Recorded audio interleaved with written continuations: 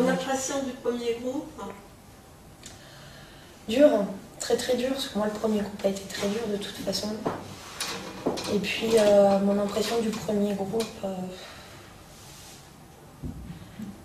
bah pareil, j'ai beaucoup freiné en me disant mais alors j'étais plus dans le elle est complètement à l'ouest cette bonne femme, j'étais dans le mais je te trouvais péremptoire, je te trouvais trop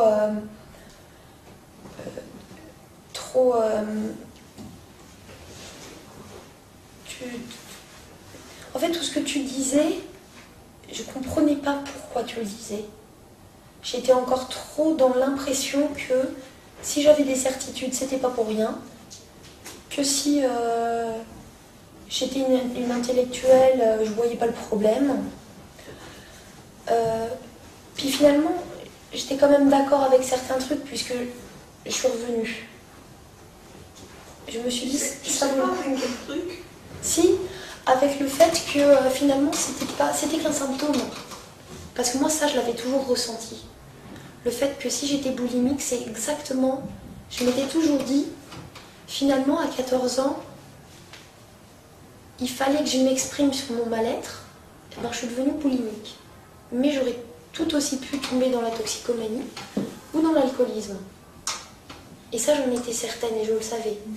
Finalement, le comprendre, enfin, te l'entendre dire, j'étais tout à fait d'accord avec toi et tu étais la première, enfin, qui le disait.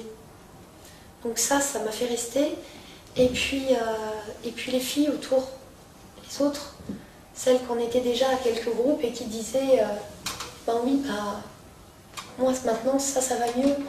Et puis les filles qui en étaient à la fin et qui disaient ben j'ai plus de crise de boulimie et la vie est bien et je me disais merde, moi aussi je veux ça quoi. Donc ça vaut peut-être le coup finalement. Donc je suis revenue. D'accord. Écoute, un récit complet en ce qui me concerne.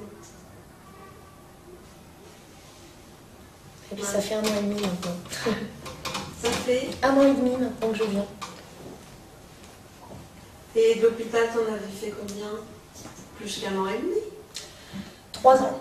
Bah oui, tu vois, en rassemblant tout. 3 ans d'hôpitaux et j'en ai dû faire une bonne quinzaine quand même. Hein. Juste le fait que tu te sois jeté dans un métro, tu sais que c'était pas un RER, c'était un métro. C'est un métro, ouais. Et que tu as quand même eu des trucs quand même. Oui, je me suis cassée, fêlée, je sais pas trop quelques côtes. Et je me suis ouvert le crâne. Mais j'ai pas perdu connaissance. Enfin si, j'ai perdu connaissance, mais je dirais à peine l'espace de 2 minutes, quoi. T'as pas eu mal?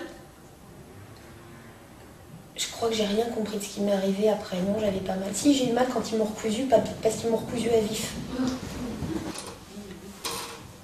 D'ailleurs, je disais, ouais, je pense qu'il y a beaucoup de soignants d'ailleurs, et puis la plupart des gens dans l'entourage qui n'imaginent pas à quelle douleur on est, par quelle douleur on est envahi au quotidien finalement, avec quoi on vit.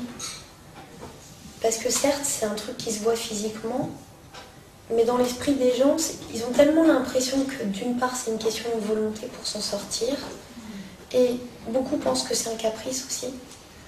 Qu'ils ne peuvent pas imaginer qu'il y a un truc derrière qui fait que c'est même pas qu'on est malheureux, c'est qu'on est vide. On est vide. On a juste une petite boule de rien qui fait qu'on se dégoûte, quoi. Et je crois que ça c'est tellement inimaginable.